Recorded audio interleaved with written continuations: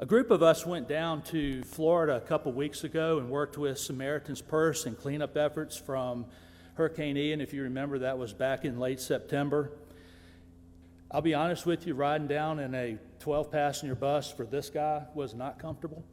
Coming back was not comfortable. We weren't comfortable there, but I didn't sign up to go and be comfortable. We went to work. And driving into this community, you can imagine the physical toll that is taken on an area that is hit by a Category 4, Category 5 hurricane. I think it was right in between the two when it hit. And it's really hard to imagine exactly what you're going to see when you're driving up there. And the very first day of our work project, we were assigned a leader, Kenny, great guy.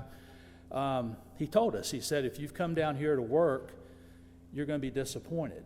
He said, what we really need to do is be ministering to these folks' spiritual needs, and maybe you'll get to do a little work along the way. And that was kind of a little different approach for me. We were sent out each day with teams. We had a team leader that was assigned us from Samaritan's Purse, and each day when we would get back, after dinner, we would have a share time, and basically anybody in the group could share with what they had happen that day.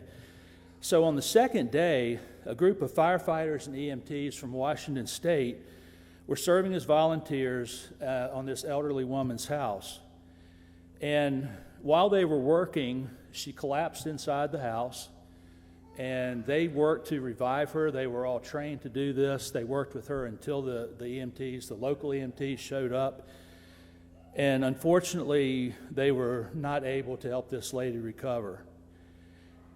One special thing about Samaritan's Purse and the Billy Graham Evangelistic Association is that with all these teams that go out, chaplains are assigned to each of these teams. And these chaplains will meet with the homeowners. They'll pray with them. Oftentimes, they'll share the gospel with them. Many times, people come to a saving relationship with Christ. And what these chaplains were able to tell us that day, though, was that they had learned the day before that this lady had a deep relationship with the Lord, and they were positive that she was with Jesus in heaven as we were speaking that day. And then the next day, they went back and had the opportunity to minister to her family members and share Christ with them.